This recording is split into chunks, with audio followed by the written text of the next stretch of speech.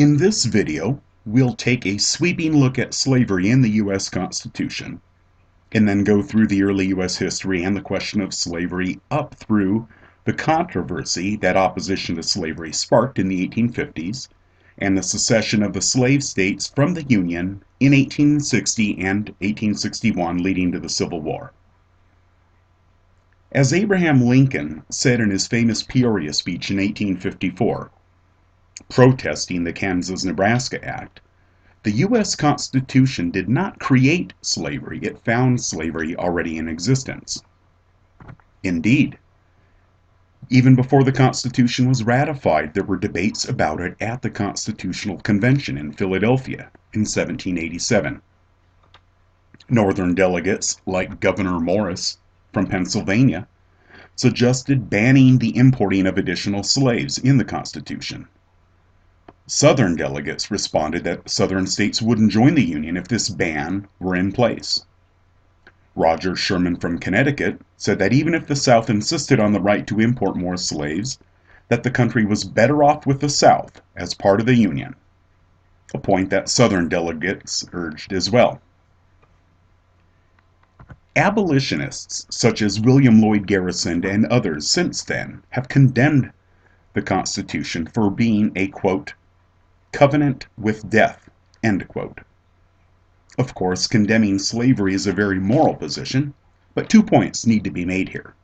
One, the bottom line is that had the northern states taken this approach and not let any state in the Union without a plan for abolition in place, no slaves would have been freed.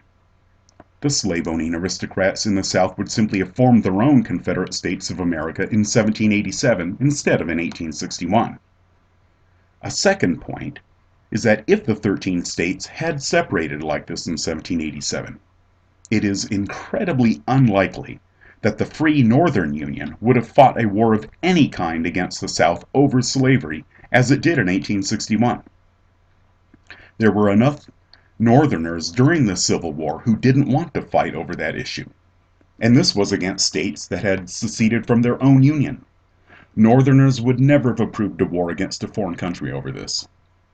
And so had the North formed its own free state union in 1787, not only would no slaves have been freed at the time, but those who were enslaved would have remained enslaved well beyond 1865. Another aspect of slavery and the Constitution concerns the Constitution's 3/5 compromise. See Article 1, Section 2 of the Constitution. The 3/5 compromise granted to states that owned slaves, when determining representation in the House of Representatives, additional representation equal to 3/5 of the number of slaves in that state. Now, this wasn't because anyone thought that slaves were only worth 3/5 of a free person. In fact, the Northerners didn't want the slaves counted at all. Southerners wanted to count them as a whole person. As Governor Morris said, quote, "Upon what principle is it that the slaves shall be computed in the representation? Are they men? Then make them citizens and let them vote. Are they property? Why then is no other property included? The houses in this city are worth more than all the wretched slaves who cover the rice swamps of South Carolina." End quote. And so the opposition in the North to counting slaves wasn't that Africans weren't human beings. The argument was, since they weren't being given the right to vote, why should their masters be given additional voting in the House? Even before the Constitution was ratified, the Northwest Ordinance of 1787 provided for the regions to the north and west of Pennsylvania to enter the Union as states when large enough, and mandated that there be no slavery in the territories. And thus, by congressional action in 1787, 6 states from the Northwest Territory entered the Union as free states. As Lincoln in his Peoria speech indicated, Congress under the Constitution did whatever it could to end slavery. In 1807, it passed a law to take effect the next year to ban the import of slaves into the country. Additionally, before 1807, Congress took other steps to limit the slave trade, such as banning Americans from exporting slaves from the U.S. to other nations, and from taking slaves from one foreign country to another. The Missouri Compromise of 1820 took place because of questions arising over the extension of slavery into the Louisiana Territory, purchased in 1803. Missouri had earlier asked to enter the Union as a slave state, while the North strongly supported the Talmadge Amendment. This Talmadge Amendment, which never became law, would have accepted Missouri as a slave state, but only if it didn't import any more slaves and freed the children of the slaves that were already there when they reached 25.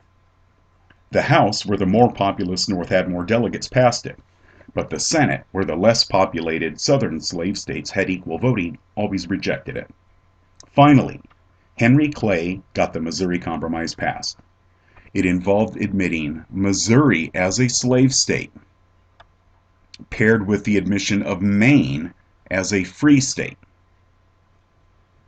It also gave the line of 36 degrees 30 latitude as a line of demarcation between the free state and slave state territory.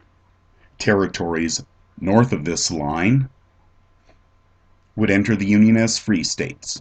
Territories south of this line would enter the Union as slave states. As much a compromise with slavery as this is, the measure to allow Missouri into the Union as a slave state only passed the House by a margin of 90 to 87. All the Southern representatives, along with 14 Northern representatives, voted for it.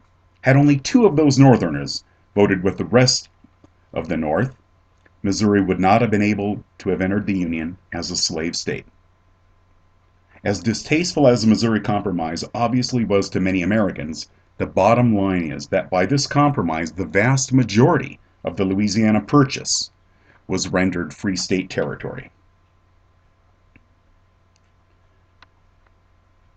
Outspoken opposition to Northern plans for preventing the expansion of slavery into the Western territories was seen as early as 1850, when delegates from slave states meeting in the Nashville Convention threatened secession if Congress acted to ban the bringing of slaves into the territories of the American West. For several years prior, in the late 1840s, the House had voted for a measure that would have accomplished this, known as the Wilmot Proviso. Unfortunately, the Senate always shot that down, and it never became law. The Kansas-Nebraska Act of 1854 threatened to upset the traditional balance between slave and free states. It allowed for states in the Kansas and Nebraska territories whose land stretched to the Canadian border to enter as free or slave states depending on the will of the voters in those territories. This was the doctrine known as popular sovereignty. This act caused an exodus of anti-slavery Northern Democrats from that party, as the Democrats were the party that had pushed the bill through Congress, and sparked the formation of the Republican Party. This also was the occasion of Abe Lincoln's return to politics, as he spoke out against this law later in 1854 in his Peoria speech. Now, the U.S. had seen parties before the 1850s try to challenge the slave power in this country. The Whigs had been a major party ever since they were formed with Henry Clay's sponsorship in the 1830s, and they did attract a fair number of anti-slavery voters. However, the Whigs never put an anti-slavery plank in their platform. There were also minor third parties, the Free Soil Party and Liberty Party, that had campaigned in the 1840s and 50s, but they never got more than a small number of popular votes. The most votes that one of these parties got was the 1848 election, when the Free Soil Party got 10% of the popular vote, but no electoral votes. And so the Republican Party was the first major party that had anti-slavery in its platform. its first presidential election, 1856, it drew 33% of the popular vote for John Fremont, its candidate. The plank in the Republican Party platform was not that slavery be abolished in states where it currently existed, but only that the expansion of slavery be stopped, that it not be allowed in any of the Western territories yet to become states. There has been a lot of misunderstanding of this measure. Some have erroneously held that the Republicans were not really against slavery, because if they were, they would have called for the abolition of slavery where it currently existed in the slave states. Abolition was a noble goal, one that our country did well to implement in 1865 when the 13th Amendment finally abolished slavery in this country. But this amendment was passed only after the southern states had seceded. There would have been no way it would have passed with enough votes, with the South still in the Union. Let's look at the approach of simply limiting the expansion of slavery and see why the slave power in this country was so adamant against it. There are two reasons why slave owners were so insistent about expanding slave territory westward. One was soil exhaustion in the older slave states, which were farther to the east.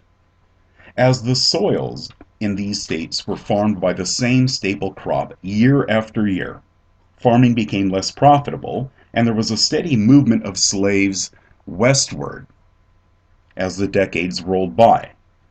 If slavery were to stop expanding, slaves would remain in the states they were in originally, and eventually, slave owners would be forced by financial reasons, because of a declining fertility of the soil, to emancipate more and more of their slaves.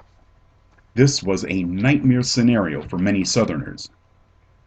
Robert Toombs, Senator for Georgia in the 1850s and Secretary of State for the Confederate States of America, said in an 1860 speech about the population growth of the slaves in the South that by the year 1900 there would be, quote, 11 millions of persons. What shall be done with them? We must expand or perish. We are constrained by an inexorable necessity to accept expansion or extermination.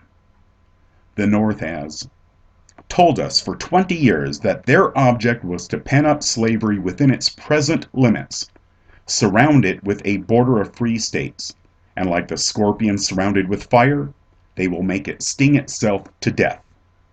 End quote. A second reason why the slave power in this country was so intent upon expanding westward was in order to maintain parity between slave and free states in the Senate.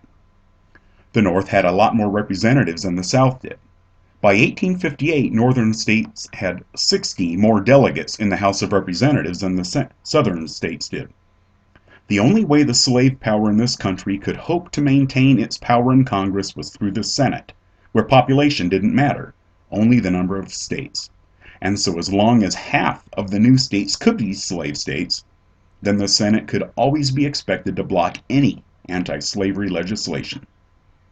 And so for these two reasons, necessity for the slave power to maintain parity in the Senate, as well as soil exhaustion, the slave power, in order to survive, needed to relentlessly push slaves westward. And the first time a candidate was elected president on a platform of stopping this expansion, as Lincoln was in 1860, the slave states seceded, even before Lincoln was inaugurated. In conclusion, the charge that the Constitution permitted slavery is entirely true as far as it goes, but leaves much out of the historical context of slavery. The Constitution did allow Congress the ability to ban the importing of slaves, which it did as soon as it was able to.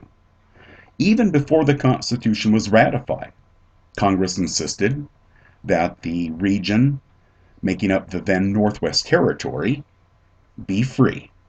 And as the abolition movement grew, along with Northern voting power in the House, more and more opposition to slavery was seen. In the lead up to the Missouri Compromise, as well as the lead up to the Compromise of 1850.